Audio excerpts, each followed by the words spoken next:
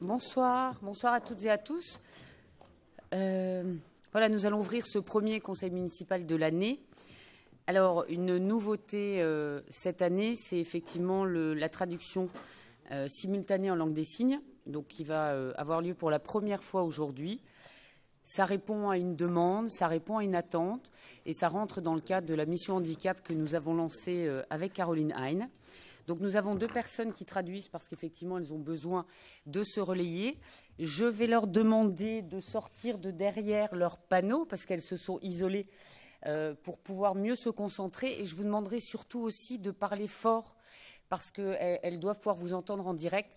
Donc si vous voulez bien être attentif à cela pour qu'elles puissent traduire correctement. Donc Madame Matz et Madame Guimet, si vous voulez bien vous présenter à nous. Voilà. Merci beaucoup de votre présence.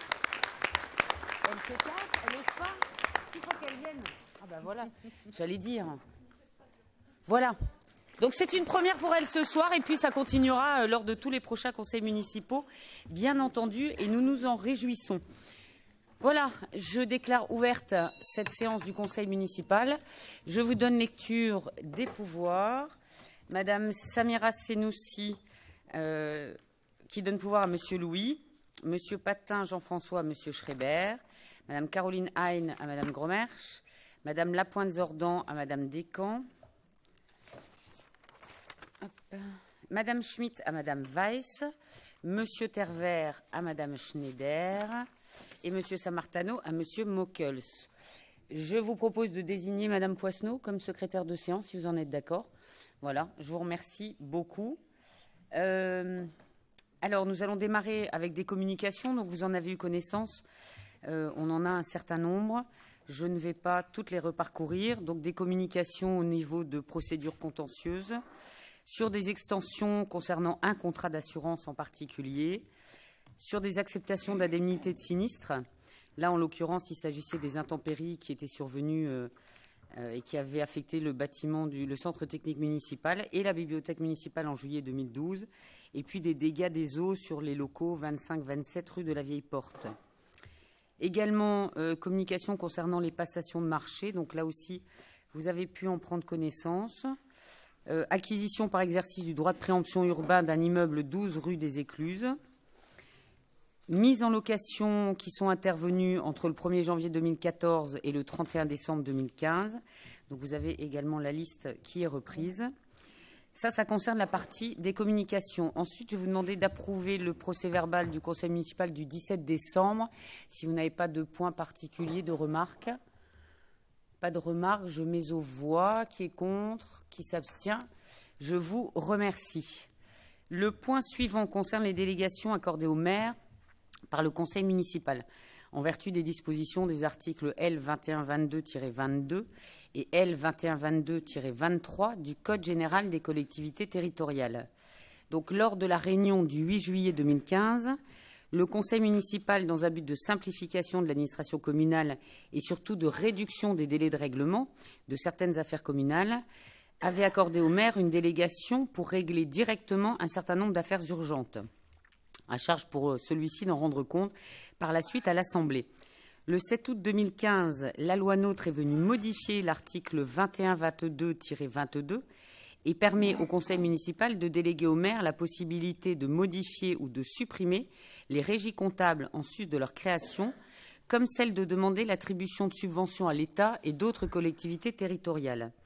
Ainsi, et pour tenir compte de cette modification législative, il vous est proposé de charger Madame le député maire, pour la durée de son mandat, et ce, en complément des matières préalablement déléguées par délibération antérieure, de créer, modifier ou supprimer les régies comptables nécessaires au fonctionnement des services municipaux, de demander à l'État ou à d'autres collectivités territoriales l'attribution de subventions, quel qu'en soit le montant.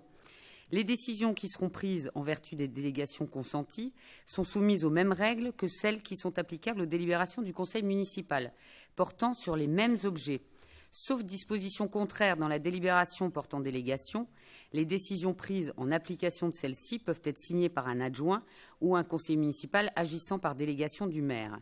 Donc il vous est demandé de bien vouloir en délibérer et en cas d'accord, dire que cette délégation sera étendue aux adjoints et conseillers municipaux délégués, ainsi qu'aux adjoints appelés en cas d'absence ou autre empêchement à remplacer Madame le maire dans la plénitude de ses fonctions. Voilà, donc on se met en conformité avec la loi NOTRe. Est-ce qu'il y a des questions particulières ou des remarques? Non. Donc je vous propose de mettre aux voix. Qui est contre? Qui s'abstient? Je vous remercie. Le point suivant concerne un groupement de commandes entre la ville et le CCAS et je passe la parole à Monsieur Louis. Dans un souci de bonne gestion, il est proposé de constituer un groupement de commandes avec le CCAS en vue de la consultation qui sera lancée pour les marchés d'études et de travaux portant sur l'accessibilité des établissements au regard de l'ensemble des handicaps. Cette consultation sera lancée conformément aux procédures prévues au Code des marchés publics et la ville de Thionville assurera les missions de coordonnateur du groupement. Il est proposé au conseil municipal d'approuver la conclusion de la convention constitutive de ce groupement. Merci. Est-ce qu'il y a des questions par rapport à ce groupement de commandes? Non, je mets aux voix. Qui est contre? Qui s'abstient? Je vous remercie. Le point suivant concerne la fixation des droits de place pour les marchés paysans de 2016 et je passe la parole à Monsieur Velter. Merci Madame le maire. Cette année, une fois encore, la ville organisera au printemps les 18 et 19 mars et à la rentrée du 2 septembre 2 grands marchés paysans. Le premier se tiendra en centre-ville, place Claude Arnoux, et le second sur les berges de la Moselle dans le cadre de Rive en Fête. Organisé avec le soutien de la Chambre d'agriculture et des jeunes agriculteurs et du label Mangeons Mosellan du Conseil départemental, ces marchés réservés exclusivement aux agriculteurs et producteurs ont pour ambition de valoriser les produits de qualité du territoire régional et de favoriser le développement des circuits courts et la consommation. J'ajoute aussi que, comme l'an passé, le samedi, en partenariat entre la ville et les jeunes agriculteurs, sera organisée une opération de communication pour valoriser la profession agricole. J'en profite aussi pour saluer l'oreille attentive de Madame le député maire aux problématiques agricoles. Et j'en appelle aux membres de l'opposition de faire rappeler que pour l'instant, Monsieur Le Foll ferait bien de se dégager un petit peu de son travail de porte-parole du gouvernement, qu'il n'arrive pas à trouver, et de se consacrer pleinement à Rude Varenne, à son métier de ministre de l'Agriculture, qui en a bien besoin en ce moment. La crise perdure depuis des années, il serait temps d'avoir une oreille attentive. Donc la ville participe pleinement à cet outil, à ces outils de communication. Pour aller aussi jusqu'au bout, jusque-là, il y avait en fait, il faut fixer des droits d'entrée, parce que le partenariat jusque-là faisait que l'association engrangeait les droits de participation des producteurs et participait financièrement via soit de la communication, soit de l'animation musicale. Pour simplifier et conformiser tout cela, il est proposé de fixer et que la ville engrange directement les droits d'entrée. 40 € par producteur pour les marchés du vendredi soir 18 mars et 2 septembre, 60 € pour le marché du 19 mars. Le conseil municipal est appelé à approuver les propositions du présent rapport, à autoriser Madame le député maire ou son représentant à prendre toutes les mesures nécessaires à la mise en œuvre de la présente délibération. Merci Monsieur Velter. Est-ce qu'il y a des prises de parole, des commentaires par rapport à ces tarifs? Je vous propose de mettre aux voix. Qui est contre? Qui s'abstient? Je vous remercie. Pour revenir sur la problématique des agriculteurs, c'est vrai qu'on est tous concernés. On a tous envie de préserver notre agriculteur. On les a rencontrés hier puisqu'ils sont manifestés partout en France. Je crois qu'il est important qu'ils se sentent soutenus par tout le monde. Nous sommes responsables de nos actes d'achat. Je crois qu'il ne faut jamais l'oublier. Quand les agriculteurs vont dans les grandes surfaces ou arrêtent des camions en provenance avec des fruits et légumes ou de la viande en provenance de pays étrangers, je crois qu'il est important de rappeler que nous, en tant que consommateurs, nous sommes aussi responsables de nos choix d'achat et de l'origine des produits qu'on souhaite acheter. Et c'est un soutien fort que l'on apporte à l'agriculture en choisissant d'acheter français. Il y a un grand débat qui, effectivement, où on essaye d'avancer sur l'étiquetage, parce que sur l'étiquetage du produit brut, effectivement, on connaît son origine. Quand le produit est travaillé, on n'a plus l'origine du produit.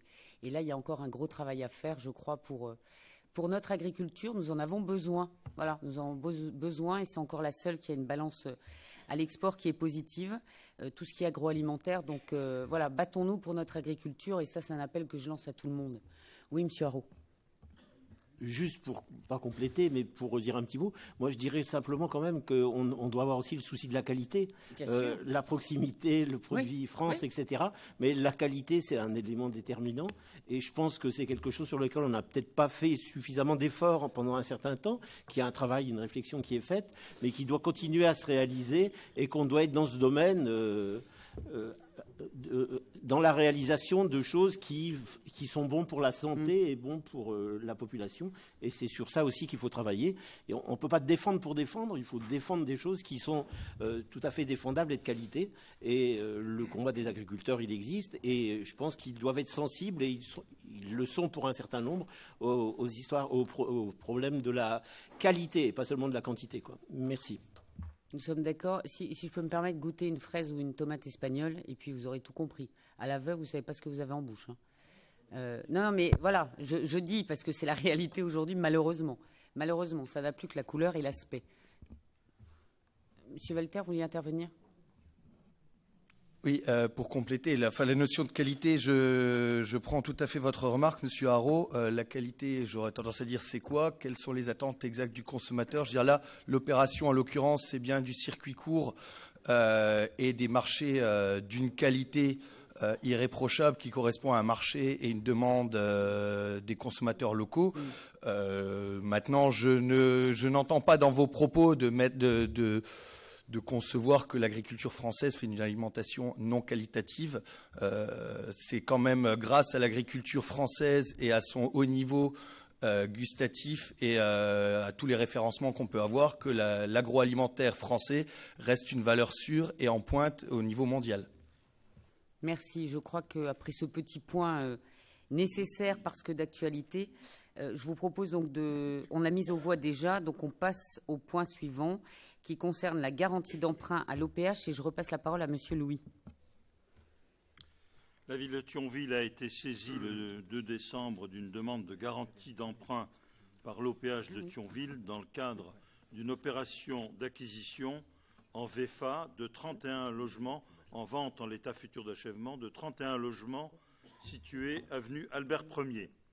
Cette opération sera financée par des prêts de la Caisse des dépôts et consignations pour un montant global de 2 765 000 euros qui serait garanti par la ville, si nous l'acceptons, à hauteur de 25%, sachant que le conseil départemental et la communauté d'agglomération sont sollicités respectivement à hauteur de 50% et de 25%. Le conseil municipal est appelé à délibérer sur cette demande, sachant que mesdames Gromersch, Renaud, Senoussi, Kisreper et messieurs Tervert et Cuny ne pourront pas prendre au vote en tant que membres du conseil d'administration de l'OPH. Merci, Monsieur Louis. Est-ce qu'il y a des questions par rapport à ce dossier ? Alors, en sachant qu'au 1er janvier 2017, vous savez que la loi NOTRe nous oblige à transférer les OPH au niveau des intercommunalités. Donc, au 1er janvier, on aura un OPH intercommunautaire. Et donc, nous ne devrions plus être amenés à faire des garanties d'emprunt, puisque là, ce sera uniquement entre les intercos et le département. Voilà, pour la petite information. Je vous propose de mettre aux voix. Qui est contre ? Qui s'abstient ? Je vous remercie. Le point suivant concerne l'avenant à la convention de groupement de commandes entre la ville et la SNCF. Monsieur Louis, toujours. À la suite des résultats de l'analyse des propositions relatives à cette étude urbaine pour la requalification de la rive droite de la Moselle, et afin de maintenir le niveau de qualité exigé dans cette étude, il s'avère nécessaire de passer un avenant à la convention initiale pour modifier le montant maximum qui a été fixé à l'article 8, qui était de 120 000 euros, de 100 000 euros hors taxe. Il faut le passer à 120 000 euros hors taxe, sachant que la répartition financière entre les membres de la Convention reste la même. Je la rappelle, c'est 50% pour la ville de Thionville et 50% pour la SNCF, sachant que sur la part de Thionville, nous bénéficions également d'une subvention de 10 000 € du Conseil régional et de 10 000 € de l'État. Donc il restera 40 000 € à la charge de la ville. Il est proposé au Conseil municipal d'approuver la passation de cet avenant. Merci, Monsieur Louis. Est-ce qu'il y a des questions par rapport à cela? Non, je vous remercie. Je mets aux voix. Qui est contre? Qui s'abstient? Je vous remercie. Le point suivant concerne l'octroi de la protection fonctionnelle à des agents communaux. Vous savez que depuis la loi du 13 juillet 83, les fonctionnaires peuvent bénéficier à l'occasion de leurs fonctions, d'une protection organisée par la collectivité publique dont ils dépendent. À ce titre, la collectivité publique est tenue de protéger les fonctionnaires contre les menaces, violences, voies de fait, injures, diffamations ou outrages dont ils pourraient être victimes à l'occasion de leurs fonctions et de réparer le cas échéant le préjudice qu'il en est résulté. À cet effet, la ville a souscrit un contrat d'assurance protection juridique des agents, de manière à ce que les frais d'avocat nécessaires à la défense de ceux-ci soient pris en charge. L'agent qui souhaite bénéficier de la protection de l'employeur doit en faire la demande par écrit à l'autorité territoriale, en donnant toutes les précisions nécessaires concernant les faits et circonstances motivant cette demande. Alors, la loi nous oblige aussi de citer le nom de l'agence, que je regrette, parce que j'aurais préféré que ce soit quelque chose de confidentiel, mais malheureusement, on est obligé de citer son nom. Donc, en l'occurrence, il s'agit de Monsieur Patrick Schmitt, contrôleur du domaine public. Il n'a pas commis de faute de personnel de nature à remettre en cause son droit à bénéficier de la protection fonctionnelle. Donc, il résulte de l'application combinée de l'article L2121-35 du Code général des collectivités territoriales et de la jurisprudence administrative que l'autorité municipale est compétente pour octroyer cette protection. Donc, il vous est demandé d'accorder la protection fonctionnelle sollicitée par cet agent et de m'autoriser à prendre toutes les mesures nécessaires à la mise en œuvre de la présente délibération. Voilà. Est-ce qu'il y a des questions par rapport à cela? Non, je mets aux voix. Qui est contre? Qui s'abstient? Je vous remercie. Le point suivant concerne l'association Les Pieds sur Terre pour la passation d'une convention annuelle et je passe la parole à Madame Renaud. Merci Madame le maire. L'association Les Pieds sur Terre est bien connue dans le Thionvillois. Nous étions déjà précédemment conventionnés avec elle sur les 3 dernières années. Cette association organise des sorties nature, elle est présente et elle anime nos manifestations environnementales et elle participe surtout à l'éducation au développement durable dans nos écoles et au périscolaire. Les résultats du bilan de la précédente convention, donc sur les 3 dernières années, étant très satisfaisantes, il est proposé de renouveler cette convention sur l'année 2016. Une subvention d'un montant de 21 000 € sera octroyée à l'association et un programme d'intervention détaillé a été élaboré, programme qui comporte bien sûr un volet éducation, développement durable et à l'environnement, dans le cadre du projet éducatif de territoire, par la réalisation d'une 30aine d'animations au sein des structures périscolaires. Le conseil municipal est ainsi appelé à se prononcer en faveur du projet de partenariat et du montant de la subvention y afférent et autoriser Madame le député maire ou son représentant à prendre toutes les mesures nécessaires à la mise en œuvre de la présente délibération, dont notamment la signature de la convention annexée. Merci Madame Renaud. Je crois qu'on peut tous se féliciter des actions qui sont menées par cette association, tant au niveau des enfants que de la sensibilisation qui peut être faite. Donc ça me paraît plus que justifié de pouvoir leur renouveler notre soutien. Voilà. Est-ce qu'il y a des questions, des remarques? Oui, Monsieur Atterer. Oui, merci Madame le maire. Je profite de ce point à l'ordre du jour, compte tenu qu'il s'agit de subventions particulières qui sont attribuées à l'association Les Pieds sur Terre, qui est une association qui est merveilleuse pour l'intégration des jeunes à la nature, l'appréciation, la sauvegarde, etc. Si je profite de ce point du jour pour des subventions exceptionnelles et des aides financières, c'est parce que ce matin, j'ai été un petit peu ému par un article du Républicain Lorrain, plus particulièrement pour les jeunes sportives d'Hélène Boucher, qui iront à Nice et qui a été qualifiée pour le championnat de France scolaire. Donc à ce titre, je reprendrai les paroles d'Olivier Reich, du conseil municipal de septembre 2015. Alors, on fait un deal. Vous ne parlez pas de baisse de dotation, je ne parle pas des parkings gratuits. Allez-y. Alors, parce qu'il répond à des enjeux de santé et d'éducation, qu'il contribue au lien social, des valeurs, le sport à l'école, est une composante importante du projet sportif de territoire et le soutien de la ville est essentiel dans ce domaine. Entre-temps, au conseil municipal, du moins, ce sont les paroles SIC, Entre-temps, au conseil municipal du mois de novembre, différentes subventions exceptionnelles ont été attribuées, notamment pour des associations patriotiques à concurrence de 650 €, pour l'OMS 3000, Sporting Club 2675, Judo 1000, Apsis Émergence 1059 et Passage 2000. Alors à ce titre, et bien évidemment je laisse le conseil municipal gérer et décider, mais je souhaiterais que la municipalité ait une attention particulière à l'observation qui a été formulée quant à la suppression des dotations. Non pas qu'il s'agisse d'une remise en cause et bien évidemment d'une attribution permanente, mais si la municipalité pouvait faire un geste, ne serait que partiel, pour marquer le coup pour l'éducation des jeunes et plus particulièrement pour la pratique du sport, ce serait quand même très bien. Merci beaucoup. Je vous remercie. Alors, si vous permettez quelques mots de réponse, je n'ai plus en tête la date du conseil municipal où ce sujet avait été évoqué et où décision avait été prise de ne plus subventionner les collèges et les lycées. Je ne sais pas si vous en souvenez. Tout à fait, c'était Madame Lapointe-Zordan qui avait exposé ce point. On en avait discuté. Donc, tout à fait. Moi, j'avais d'ailleurs demandé l'avis à chacun par rapport à ça, puisque l'État, nous réduisant les dotations, nous demande aussi de nous concentrer sur nos compétences. Non, mais il nous demande, et c'est écrit, vous pouvez lire partout, il nous demande de nous concentrer sur nos compétences. Il se trouve que le lycée, c'est une compétence régionale et que le collège, c'est une compétence départementale. Donc c'est là que nous avions décidé, effectivement, de ne plus subventionner ni les collèges ni les lycées, puisqu'ils ne sont pas de la compétence ville. La ville s'occupe des écoles maternelles et élémentaires et elle ne s'occupe pas des collèges et des lycées. À l'époque, j'avais d'ailleurs interpellé les conseillers départementaux, les nouveaux conseillers départementaux, puisqu'ils venaient d'être élus, donc c'était après mars 2015, en leur disant allez chercher, vous, à votre niveau, les dotations nécessaires pour les collégiens et les conseillers régionaux pour les lycéens. Donc que chacun reste dans son domaine de compétences parce que, encore une fois, si on s'éparpille et si on continue à aller partout dans ce qui n'est même pas notre champ de compétences, eh bien, à un moment donné, on ne peut plus s'en sortir. Donc, décision avait été prise de rester sur notre champ.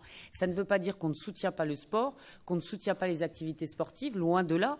Je crois qu'on en donne la preuve au quotidien et on est tous favorables aux activités sportives. Mais là, il s'agit de lycéens. C'est donc une compétence du conseil régional et pas de la ville de Thionville.